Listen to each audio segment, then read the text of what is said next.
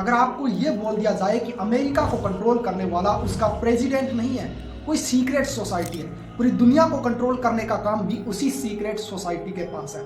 जितने भी दुनिया के अंदर वॉर हो रहे हैं उसके पीछे भी यही सीक्रेट सोसाइटी है। दुनिया के अंदर जितनी सरकारें बनती है, जितनी सरकारें बिगड़ती है, उसके पीछे भी यही सीक्रेट सोसाइटी है।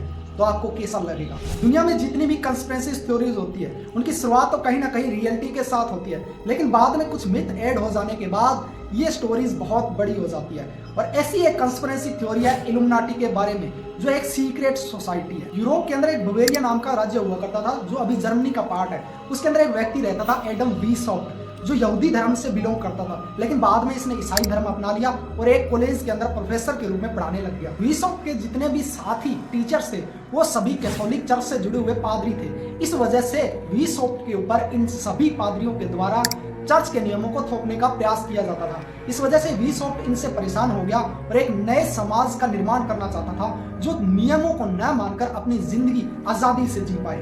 एक रात वीसॉफ्ट और उसके 4 साथी और जो चर्च के नियमों से परेशान थे, वो एक तालाब पे नहाने जाते हैं और वहां पर उन्होंने एक शपथ ली, जिसमें उन्होंने डिसाइड किया कि हम चर्च के नियमों का विरोध करेंगे और अपना एक नया सोसाइटी, एक नया समाज बनाएंगे जो अपने हिसाब से जिंदगी जीते हैं। 1 मई 1776 को इन 5 लोगों ने एक नया संगठन खड़ा कर दिया जिसका नाम रखा इल्यूमिनाटी, और इन्होंने लोगों के रूप में एक उल्लू को इस्तेमाल किया और बाद में इसके अंदर, इस लोगों के अंदर एक आई यानी आंख भी जुड़ गई। इन 5 लोगों ने डिसाइड किया कि हम जो सीक्रेट सोसाइटी बना रहे हैं वो एक गुप्त रूप से काम करेगी, इसके बारे में पूरी दुनिया को कहीं भी किसी को कानो खबर जानकारी नहीं होगी।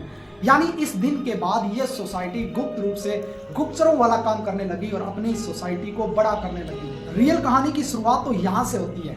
जिस सोसाइटी को बनाया गया था चर्च के नियमों के विरोध में, यानी आजादी से जीने के लिए, लेकिन इन लोगों ने शैतान को पूजना शुरू कर दिया और ये शैतान था लूसीफर। लूसीफर के बारे में यूरोप में कुछ कहानियां प्रचलित है। इन कहानियों के हिसाब से लूसीफर एक डेविल था जिसको देवताओं ने नियम तोड़ने के कारण स्वर्ग से उठाकर धरती पर फेंक दिया था, जो लोगों को गलत काम करने के लिए उकसाता था, यानी हत्याएं करना और जो गलत लोग थे उन्हें मारने की सजा देना। लूसीफर वही लूसीफर है जिसको एक वेब सीरीज के अंदर लूसीफर मॉर्निंग स्टार के रूप में दर्शाया गया है और इसी लूसीफर को इल्यूमिनाटी के लोगों ने पूजना शुरू कर दिया। जल्दी सोसाइटी ने खतरनाक काम करने शुरू कर दिए, जिसमें लोगों की हत्या करना, आत्महत्या करना, जिंदा लोगों की आत्माएं निकालना और इस लूसीफर शैतान को पूजना।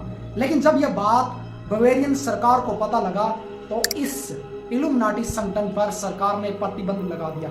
जो भी व्यक्ति इल्यूमिनाटी संगठन से जुड़ेगा उसे मौत की सजा दी जाएगी। इसके बाद सरकार ने इल्यूमिनाटी के संचालक एडम वीसॉफ्ट को अरेस्ट कर लिया और इसके बाद कुछ लोगों ने यह मान लिया कि इल्यूमिनाटी अब दुनिया से गायब हो चुका है। लेकिन एक दिन इल्यूमिनाटी का भूत अमेरिका के अंदर भी पहुंच गया। 1798 में अमेरिका के राष्ट्रपति जॉर्ज वाशिंगटन ने एक चिट्ठी के अंदर इल्यूमिनाटी के खतरे के बारे में बताया।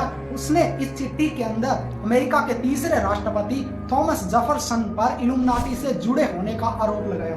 1963 के अंदर अमेरिका के राष्ट्रपति जॉन एफ कैनेडी की हत्या के बाद ये कहानी और ज्यादा पेचीदा हो गई। ये माना जाता है कि जब कैनेडी की हत्या हुई उस टाइम एक महिला वहां पर कैमरे जैसा दिखने वाला पिस्टल लिए वहां से गुजरी थी, जिसके बारे में कोई भी जानकारी किसी के पास नहीं थी, ना ही कोई सबूत मिल पाया। तब लोगों ने यह मान लिया कि जॉन एफ कैनेडी की हत्या के पीछे कहीं ना कहीं इल्यूमिनाटी है। इल्यूमिनाटी के लोग अपने शैतान को खुश करने के लिए इंसानों की बलि भी देते थे, साथ ही कुछ मंत्रों का उच्चारण भी करते थे और धीरे धीरे देखते ही देखते इल्यूमिनाटी के लोगों की संख्या हजारों में होती चली गई। धीरे धीरे इल्यूमिनाटी का खौफ इतना ज्यादा बढ़ गया कि लोगों का मानना था कि फ्रांस की क्रांति के पीछे भी इल्यूमिनाटी का हाथ था। इल्यूमिनाटी के बारे में कुछ लोग ये भी मानते हैं कि आज भी इल्यूमिनाटी जिंदा है। जितने भी दुनिया के अंदर वॉर हो रहे हैं उसके पीछे इल्यूमिनाटी है। जितनी भी महामारी दुनिया के अंदर आ रही है उसके पीछे भी यही सीक्रेट सोसाइटी है। जब कोरोना आया था तब कुछ लोगों का मानना था कि इल्यूमिनाटी के लोगों ने चाइना के साथ डील करके ये कोरोना दुनिया के अंदर फैलाया था।